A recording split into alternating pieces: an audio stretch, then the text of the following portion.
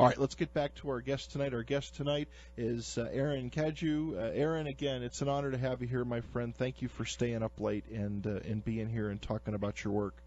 My pleasure. It's an honor to be here. So we were talking a little bit about a little bit before the break about the paranormal stuff. Talking a little bit about the UFOs. What other things you want to get into? What other things we want to cover tonight? And we've got some audio clips. Want to play those? And sure. Maybe some of the fun stuff some of the things that happened while you were putting all this together. Well, I guess we can talk a little bit about an incident that happened while shooting an interview in the Freetown State Forest. I'll try to tell the story as quickly as possible because there's a kind of a lot to it in order to set the context. But we were interviewing a gentleman named Christopher Balzano, who has written a number of books about the Bridgewater Triangle. One of them is called Dark Woods, Cults, Crime, and the Paranormal in the Freetown State Forest, and the other one is called Ghosts of the Bridgewater Triangle. Now, this was back in 2009 or 10.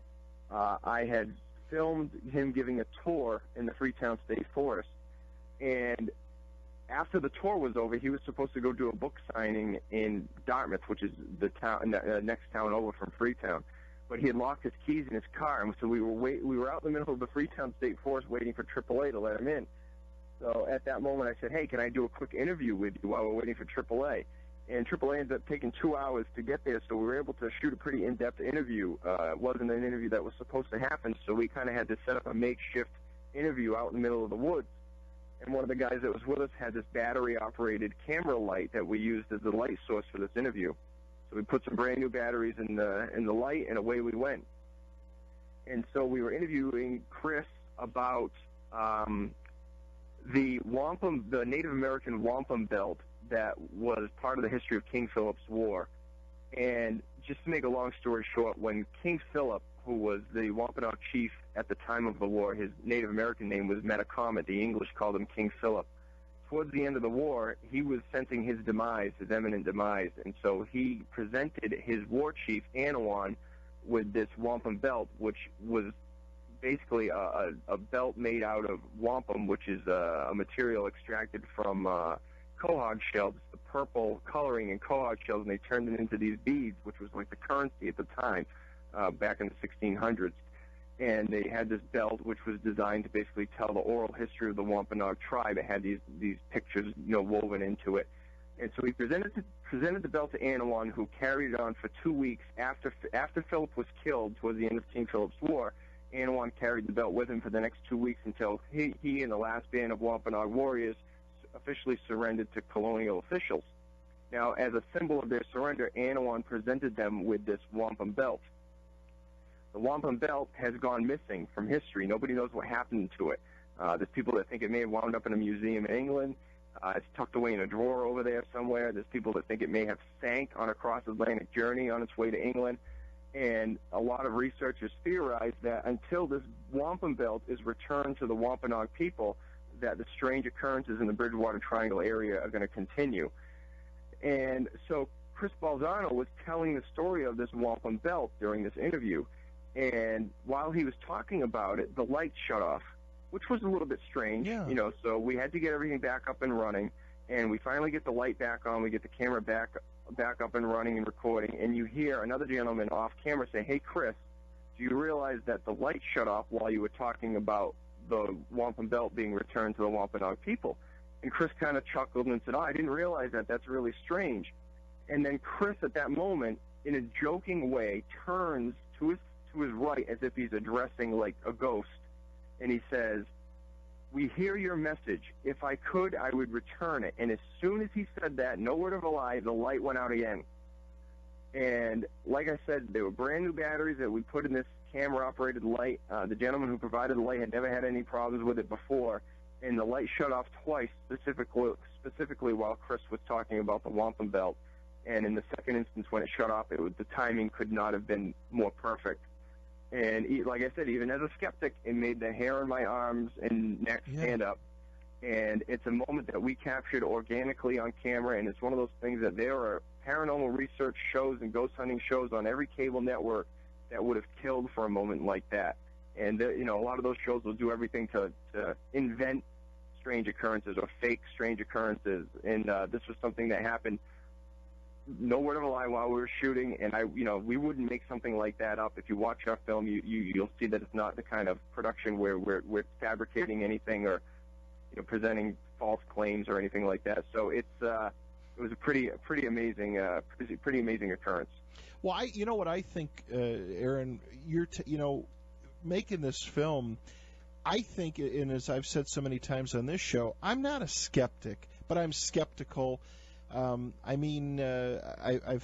had hundreds of different researchers on the program who have put, they've dedicated their lives to their craft, to their trade, to their research. But I think most people, they want to know the truth. And I think like some of these ghost hunting shows, while I think they're good, I think they educate the public. Maybe not educate the public, but they at least present open-mindedness to the public and be a little open-minded about things. Some of them, sadly, as of late, and I think it's just because there are so many of them now. I remember when, like, Ghost Adventure one, there was one or two. Now you've got Spike and AMC and Sci-Fi. You've got all these different networks with all these different shows, and some of them are just turning into Keeping Up with the Kardashians. They're more reality shows, and the little bit, I have not had the opportunity to watch the whole film, but I've watched bits and pieces of it. The way you present this, the way your film is presented, it's not a reality show. It's like here's the facts, here's what we've come across. It lets the viewer make up their own mind, but it doesn't put any kind of a phony twist on things, again, even with Ghost Adventures, not taking anything away from it from people that enjoy it. But again, it's getting a little bit too much. They go right to commercial, and there's the, oh, what was that type of thing. And then you get back from commercial, and it ends up being nothing. Right. Well, not to trash any of those shows, but when we were producing this film, I watched a lot of that programming on TV, which I hadn't done before because I don't really consider myself a paranormal researcher. But I basically was watching those shows as an example of what not to do with this film. Not to toot our own horn, but what we've done with this film is unique pretty much to the paranormal genre. I can't speak of any film about the paranormal that's anything like what we've done here. It's very historically based. There's a lot of true history woven into it, and it just has a whole different flavor from anything anybody has seen in the paranormal so far. Yeah, and that's the thing. So many of them have kind of gone down that that reality show path. And I think that, again, it's kind of discredited things. But yours, again, I've just watched little bits and pieces this week, and I plan on watching the whole thing, and I hope other people do too, because, again, so much time and effort has gone into this on your part. I hope people do see it because it's eye-opening without a doubt. And again, there's it's not reality TV. It's very, very interesting and very well done. Well, just to give some of the listeners a chance to hear some. I did provide some audio clips from the film. We could play some of those, I guess, to give people an idea of what the film is like. Not to try to direct your show or anything like that. No, not at all. I guess we have some clips here. I did mention the news reporters and their UFO sighting. Right. If you want to cue that one up, it's a UFO sighting by Jerry Lopes and Steve Sprazier, and here's the sound from the film of that portion. Okay, let's go ahead. And who is this again? This is Jerry Lopes and Steve Sprazier telling their story of a UFO sighting in the spring of 1979 in Bridgewater. Okay, here we go. The spring of 1979 proved to be the most active period of documented UFO sightings in the history of the Bridgewater Triangle region. A number of news outlets and law enforcement agencies were flooded with reports of large, low-flying UFOs. During that time, former WHDH reporters Jerry Lopes and Steve Sprazier claimed to have witnessed what is arguably the most famous UFO sighting to occur within the Bridgewater Triangle.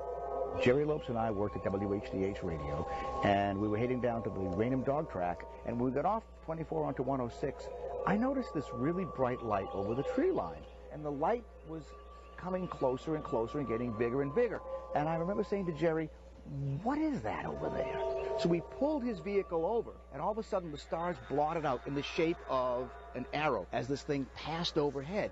Ironically, I'm a big baseball fan, it looked like a baseball home plate, and there were a series of lights on it. And it was very, very wide. Perhaps the width of now, we'd say 5 747s wing to wing. It looked like it had a little cord or something hanging off it, and sparks were coming off of it. I almost felt like I could throw a rock at the thing. A question for you, Aaron. Yes. Talking about, that's something that, and we'll pick back up with this clip again. They talk about sparks coming off of it.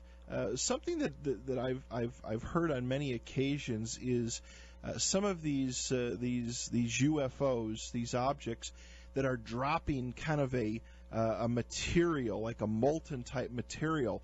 Was that experienced with this one here, or with the people that you've interviewed and talked with? Did any of the people that reported the sightings, did any of them talk about these craft dropping things off of them? That instance with Jerry Lopes talking about the sparks coming off was one instance, and we did feature another eyewitness account of UFO activity by a gentleman named Derek Holt, and this was a more recent sighting in the 2000s, probably 2010. Now, he was seeing a much different craft. He was seeing these orbs in the sky, these distant orbs, and he kept seeing these craft in the Bridgewater Triangle area. He actually bought his own home video camera. We actually feature his video footage that he provided in the documentary. And he described some of these orbs when he would zoom in on them with his camera. He would see these orbs changing color and then spawning these smaller craft off of it that would it was almost like birthing these smaller craft. So those are the two instances that I can talk about where people are talking about things actually coming off of these craft. The two sightings are very different, the Jerry Lopes, Steve Sprazier sighting and the Derek Holt sighting, but in both instances, the craft seem to be emitting something. Right. Let's go ahead and finish up with this, and then we'll get on to that. Hold on. It seemed that close to me. This was pretty much the shape of it. And this thing passed overhead like this. For me, what first attracted me was this light that kind of came into our field of vision, just like that. And as this thing passed overhead, it just kept coming and coming and coming, and the light kept getting bigger and bigger. I'm an Air Force veteran. I've been in the Air Force for 4.5 years. I've been around a number of different planes, and I said to Steve, that's not one of ours. And it just hovered there for a minute. It looked like it was over a little bit of a field, and the next thing you know, it just kind of took off. We continued on to the dog track, and most of the conversation that evening was, what did we see? Up to that point, I had been 100% skeptic. I thought anybody who ever saw these things, they were either crazy or publicity hounds, or there was just something wrong with them in their head altogether.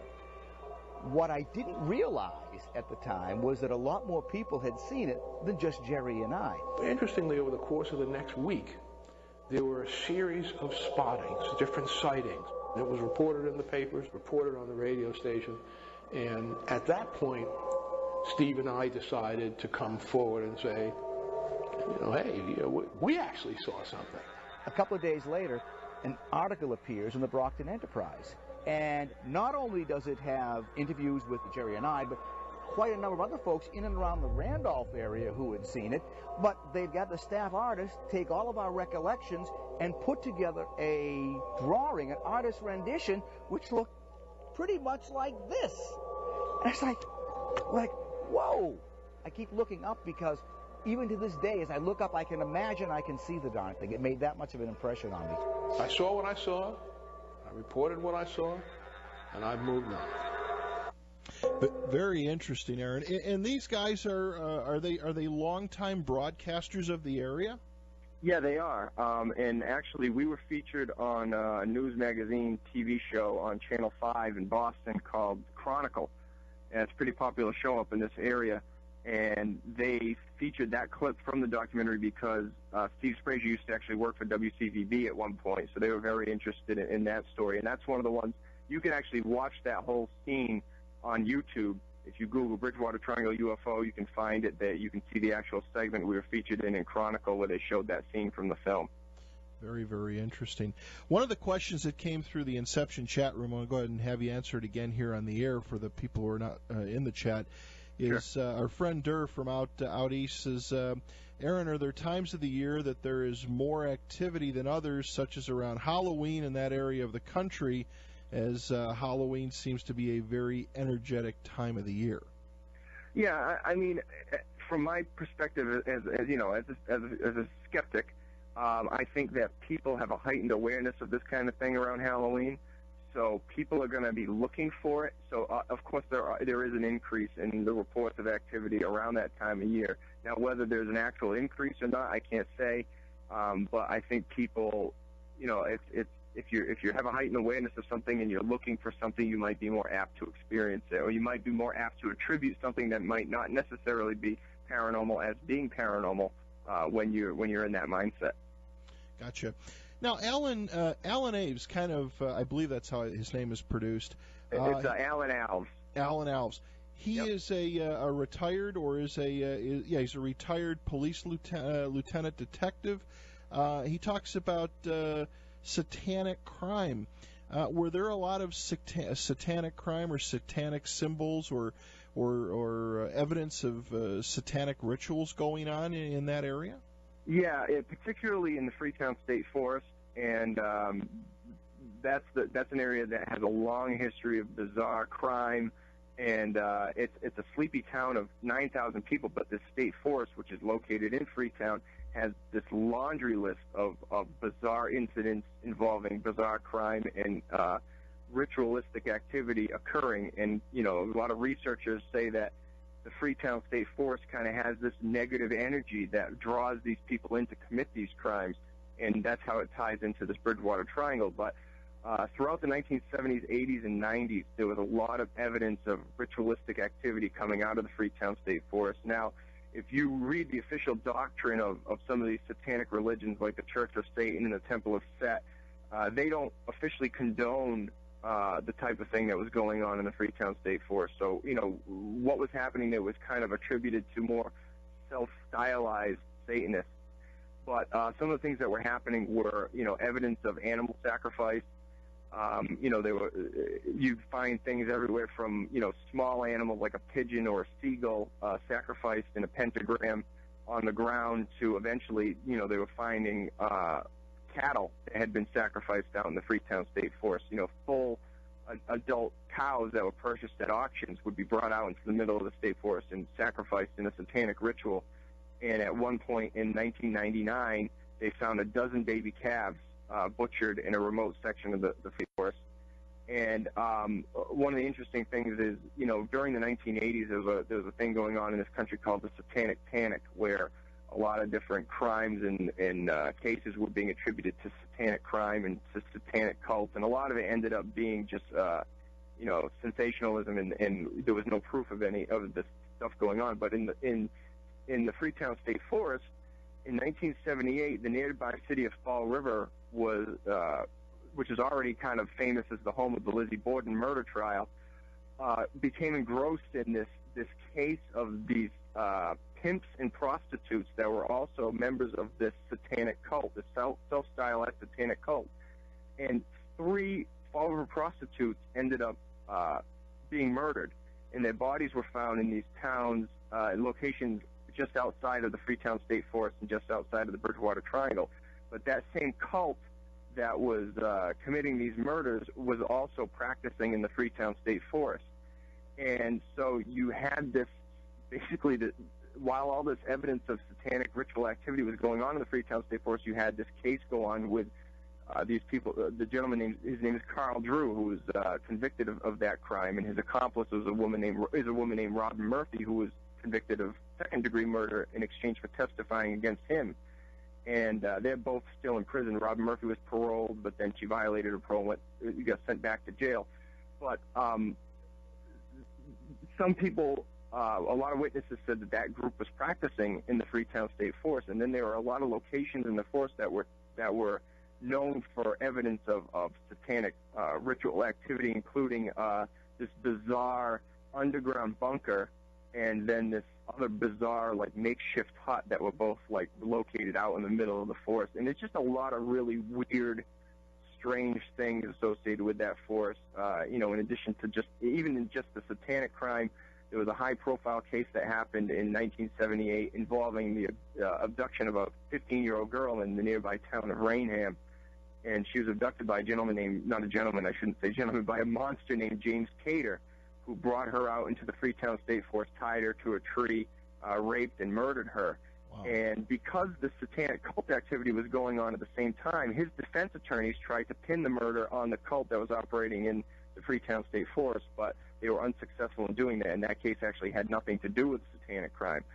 But there's just been, and then in another instance, a drifter was falsely accused of being a police informant. He was dragged out into the Freetown State Forest, shot in the head, and left for dead. So there's just all these bizarre stories to come out of there. And actually, there's a very short audio clip that I provided of the Mary Lou Aruda case, which I just mentioned.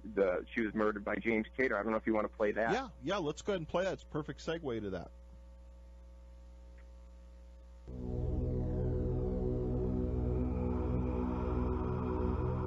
Although satanic-related crimes and activity often dominate headlines relating to the Freetown State Forest, the area has also been associated with a number of isolated crimes, odd occurrences, and paranormal activity. In 1978, the remains of 15-year-old Raynham resident Mary Lou Aruda were found tied to a tree in the forest. Mary Lou Aruda was on her bicycle on a dirt road in Raynham, and she was knocked off her bike and kidnapped, brought to the state forest in Freetown, and subsequently murdered. Her body was found 2 months later in November of '78 by two dirt bike riders. I said, we found a headless body tied to a tree. It was like a week after Halloween, so I think it must be a dummy. And they brought me to the area. They wouldn't go near it. They pointed up there, and I walked up the hill, and sure enough, it was a headless body of a female tied to the tree. Eventually, 32-year-old James Cadieux was tried and convicted of the kidnapping and murder. The death of Mary Lou Aruda is often confused with crimes committed by the Fall River satanic cult. Although the James Cadieux case, Mary Lou Aruda case had absolutely nothing to do with a satanic crime, unfortunately her body was found near some of that activity. His defense attorney basically put forth the theory that a cult had killed Aruda and not him. This kind of led to an attaching that he was perhaps involved with a cult, and that's what happened. I had to testify in that case and say, in my opinion, it had nothing to do with that. He appealed it several times, got 3 or 4 trials, but he's still doing life in prison for that crime. Wow, very, very interesting. Yeah, that whole section of the film where we talk about the Freetown State Forest, which is probably the second most well-known location, that part of the film gets a little heavy, and it's actually my favorite part of the film because a lot of it is grounded in historical fact and true crime incidents, but it just adds to the whole lore of the Bridgewater Triangle, and it just adds like a different facet to it. Now, in that area, Aaron, that is really rich with American history. I mean, a lot of up in that northeast, in the northeast portion of the country. A lot of things have happened there. You've got cemeteries with old grave sites. I mean, that's America. That's North America in its infancy. Obviously. Again, I kind of lean toward the paranormal stuff again. A lot of them old houses, a lot of those old, old mills, old places. That's got to be kind of an interesting place to, if you're a paranormal researcher, it's got to be kind of an interesting place to, a lot of interesting sites and locations to go through up there. Well, yeah, and I guess a good time to talk about this. We mentioned the tie-in with Native American folklore and legend, and right. Southeastern Massachusetts is actually the location where a lot of the major fighting took place in a conflict which is known as King Philip's War, which to people that are not from New England, they may never have heard of it before, and they may be a little confused. But King Philip was the name given to Massasoit, who was the sachem of the Wampanoag tribe when the Pilgrims landed at Plymouth Rock. his son was named Metacomet, and the English actually gave him an English name. They called him King Philip. And by 1675, the relationship between the Wampanoag Native Americans and the European settlers had been very strained. And a war broke out in the summer of 1675, and it raged for the next year. And it was, on a per capita basis, the bloodiest war in American history. And when it was all said and done, 5% of New England's combined population was wiped off the map.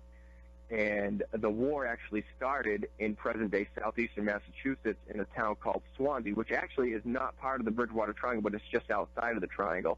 But a lot of the major engagements took place in cities and towns in southeastern Massachusetts within the Bridgewater Triangle, and eventually the war spread to include Rhode Island Colony and Massachusetts Bay Colony. So it kind of spread outside of the present-day southeastern Massachusetts area. But a lot of researchers and enthusiasts and investigators cite King Philip's War as a possible negative event that sparked the negative energy associated with the Bridgewater Triangle, and you even hear rumors and rumblings of a Native American curse that was placed on the region in response to their mistreatment at the hands of European settlers. So that's like, throughout the film you see a lot of Native American folklore woven into the story, and the history of King Philip's War is a fascinating one, and it basically set the precedent for the mistreatment of the Native American population for the next 200 years as the settlers headed further west into this nation. So it's one of my favorite aspects of the Bridgewater Triangle. Now, whether there is a curse or not, who knows? All there is oral history, and the history is written by the victors, so you can't really trust any of the European sources on the history of the war. But nevertheless, it's a fascinating aspect of the Bridgewater Triangle, and for anybody that hasn't researched King Philip's War, I highly recommend it. I will have to take a look into it. Kind of going back to the UFOs a little bit, Aaron, if we can. Sure. I mentioned, when we played the one segment with the two reporters and again talked about the stuff falling off the crafts. You mentioned orbs that tended to break up. One question, Tracy writes in and says she's done some reading and research on this area and has read about baseball and fireballs baseball-sized fireballs flying through the air. Maybe these could be orbs, but has come across this in several on several internet sites. Yes, spook lights, some people call them, or orbs, are a common occurrence throughout the Bridgewater Triangle. You have a lot of reports of orbs, especially in the Hockomock Swamp region, and particularly around that Raynham Dog Track, which I mentioned earlier, which is kind of, the Raynham Dog Track is a real hot spot for odd occurrences. It's located along Route 138, which carves the Hockomock Swamp basically into two halves.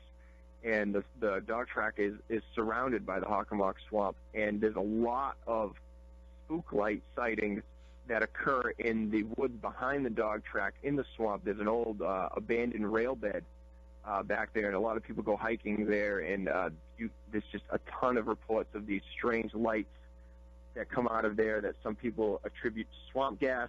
Other people attribute them to being like the will-o'-the-wisps or spook lights and have a spiritual connection to them. And even in the Freetown State Forest, when you talk about these Pukwudgie sightings, the Pukwudgie sightings are always often accompanied by reports of these balls of light, or the Pukwudgies will morph into these balls of light and then disappear. So you do have reports of spook lights and orbs throughout the Bridgewater Triangle, including down in Rehoboth, which, like I had mentioned before, is basically the hotbed for ghost sightings. At a lot of these locations in Rehoboth, you have reports of these orbs or balls of light in some of the cemeteries down there, and in the ruins of a factory in Rehoboth, there's reports of these balls of light. So these reports come out of all over the Bridgewater Triangle. Very, very interesting. Yeah, I did a little bit of when you put in Bridgewater Triangle, you definitely find a little bit of everything there. Everything that's fringy, paranormal, whatever you want to call it, Aaron. It seems like it's kind of it's all there. It's one big pot of soup. Welcome back to the Fringe Radio Show, Aaron. Speaking of sci-fi and out of this world. I guess I got a couple emails. I guess we have to say happy birthday to William Shatner. He is 83 years old today. He's 83? 83. What? I know. I just got an email from somebody. And, today is his birthday. He is 83 years old. We had the opportunity to, coming up, matter of fact, I just wanted to throw a couple things out there. Next month is the Salt Lake City's had the first annual Comic-Con event back in September. This year they're doing it again. They had over 70,000 people. They're doing two events. They're doing the Fan X event, which is in April, and they've already have sold 40,000 plus tickets. He was here. He was here back in the fall, and he's been around a long time, and he lets people know that, especially with his attitude, without a doubt. The other thing I had to throw out there too is tomorrow night here in Salt Lake City at the Fear Factory, the TIPA Online. They're a local paranormal research group. They are doing a pre-Paracon party at the Fear Factory.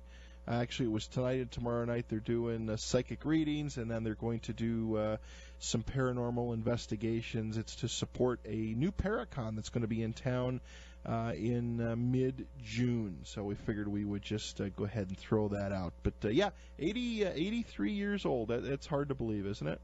It's very hard to believe. The celebrities have access to plastic surgeons and whatnot, but he still looks good for his age. Oh, he does. He does. He really does. I honestly, but then I kind of remember, it was just, it was 3 years ago. It just seemed like not that long ago. I remember him turning 80, and the original crew, not many of them left. No, they got to make sure that the Starship Enterprise is wheelchair and walker accessible pretty soon. Without a doubt, Aaron. We want to get to, you want to set up for this last clip you sent us on sure. With John Baker. Yeah, we didn't talk too much about Bigfoot sightings tonight, but there's been a number of Bigfoot sightings, especially in the Hockomock Swamp region of the Bridgewater Triangle. And this clip is from a section of the film where we talk about a gentleman who he's since passed away. His name is John Baker, and he had an encounter with what he described as a Bigfoot creature in the early 1980s while fur trapping on the Hockomock Swamp while paddling his canoe. So go ahead and play the clip. Sounds good. In addition to Joseph DeAndrade, deceased West Bridgewater resident John Baker reported his own Bigfoot sighting while fur trapping in the Hockomock Swamp in the early 1980s. A Boston Herald article featured an interview with Baker concerning his encounter. The following are direct quotes from Baker, read by the article's author, Ed Hayward. Something was following me, and I knew it was big.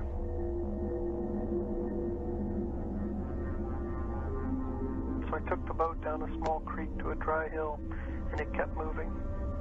I knew it wasn't a human because when it passed by me, I could smell it. It smelled like skunk, musty and dirty, like it lived in the dirt. My heart was up in my throat. To this day, I don't know what it was, but I know I saw it, and it was out there.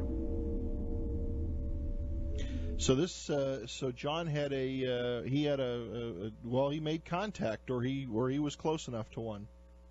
Yeah, he was close enough that he said he could smell it, and he's long since passed away. And that was actually the gentleman who wrote the newspaper article, reading the quotes from the paper for the voiceover in that section.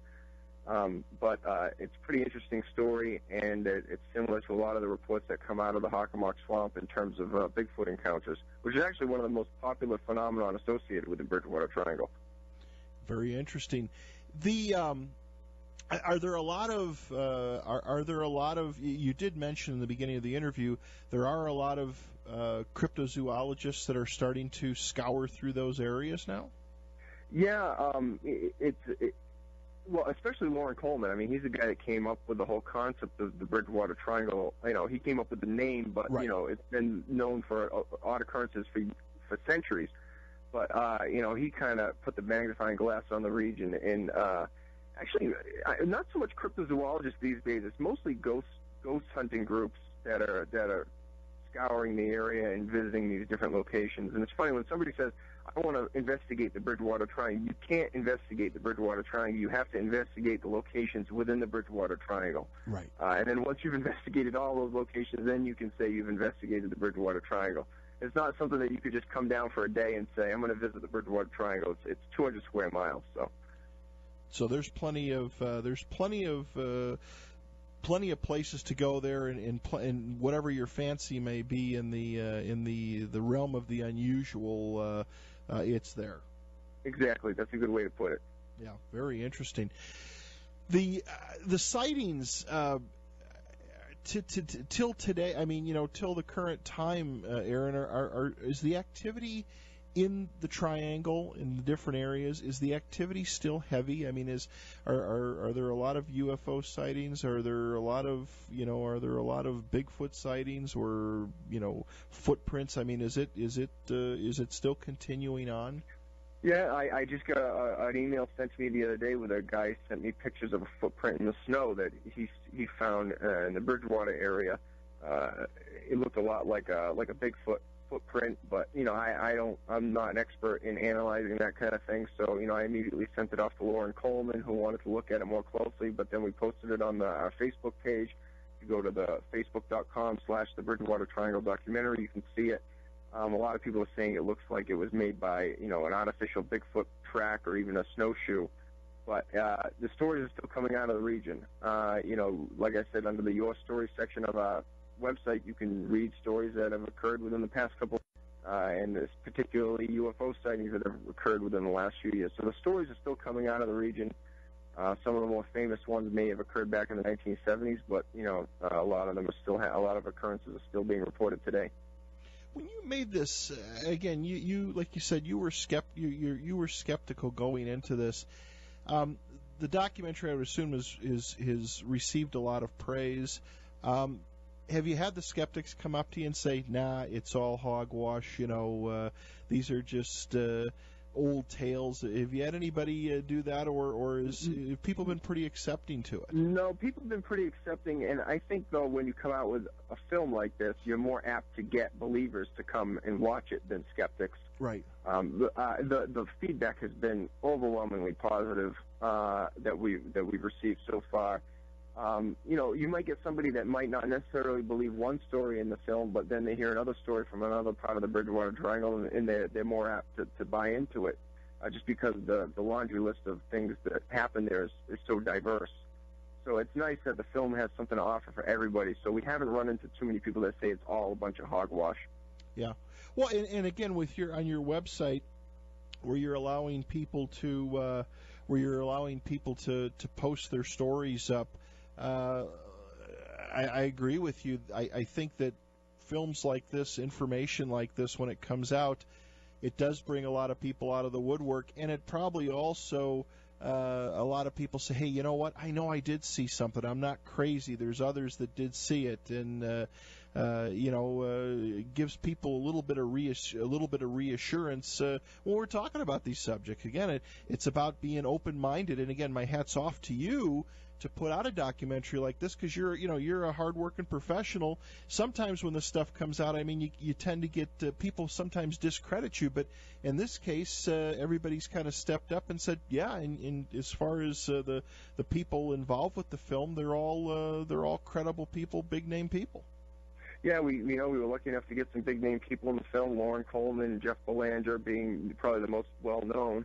But it's been fun because, we do the screenings at the various venues down here, and usually after the screening we'll have a question and answer segment. Myself and Manny will be there as the directors, but then, sometimes cast members will go. We do these Q&As, and it provides an opportunity for people to ask questions, but it also usually turns into people sharing their stories with one another. And like you said, it makes people more comfortable telling their stories now that they know that there are other stories out there about the same area, and they're not as ashamed of what they've seen, or they don't feel as self-conscious coming out with a story like that. Right, gets them to step forward. What other? Do you have any other film projects in the works?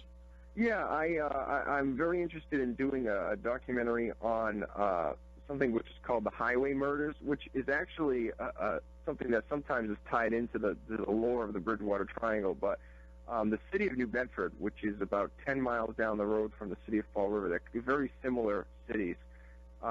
In New Bedford, in the late 1980s and early 1990s, 11 prostitutes went missing, who were all frequenters of this section of this very, seedy, dirty section of New Bedford. But they went missing, and 9 of them turned up dead on the highways between New Bedford and Fall River and some of the surrounding towns. And the case went unsolved, and it's the second deadliest serial killer in New England history, second only to the Boston Strangler. And they never were able to convict anybody of these murders. They had some suspects, but they never had enough evidence against any of them. And it's a very fascinating case, and there's a relatively well-known book written about it called The Killing Season. And I think that would be a great subject for a documentary. And, it's local, it's accessible, nothing's been done on it to this point. And that would be the next topic that I really would like to cover. It's interesting, and I've had different authors on. And I just preface it with this: I am fascinated with serial killers. I think a lot of people are. A lot of people don't want to admit it. I mean, the horrific things they do and the victims of the crimes are I mean, what can you say? But it is an interesting subject. We had Anthony Bruno on just a week or two ago, who had the opportunity to interview Richard Kuklinski, the Iceman, and there is a lot of interest to the actual individuals that have done the killings, and of course the people, the victims. And again, a very sad situation. But it is something that I think people are fascinated with. Of course, yeah. I mean, look at Silence of the Lambs, Seven, right. Zodiac. All these films. That series, True Detective, that just ran on HBO. Fantastic series about a serial killer. So it's something that's very, very much in the interest of the American public. Yeah, and it's have you already started on the project yet? No, I haven't yet. We're kind of, this has been taking up a lot of time. We expect to ride the wave of this movie right into the fall with next Halloween. I hope to maybe start laying the foundation for it maybe in the early winter of 2014, leading into 2015, and hopefully get the ball rolling maybe next year with it. Well, you have done an outstanding job, my friend, on this film. Again, if the viewers want to go out and take a look at it, and I encourage you to, it's the Bridgewater Triangle documentary.com. Watch it. If not, I mean, the website has just got so much information on it. I spent well over an hour just digging through it. It's got so much stuff. Well, I thank you very much for having me on tonight. It's been a pleasure, and it's been a lot of fun, and it's great to get an opportunity like this to get the word about the project, and we can't thank you enough for that. Well, Aaron, it was an honor to have you here tonight, and hopefully we educated you. I definitely know you educated our listeners here in Salt Lake City, and again, I want to thank you, and I hope we can have you back on again, and I will watch this, and I'm sure the other will get listeners to get out there and take a look at it. And again, my hat's off to the work that you do, and I wish you the best success in the future. Thank you very much, and have a fantastic weekend. Okay, get some rest. It's early in the morning where you're at, without a doubt. My wife's getting up with the baby, though, so I thank her for that. But thanks for having me on. Okay, Aaron, have a good night. Thank you for staying up and being here. Thank you. Good night.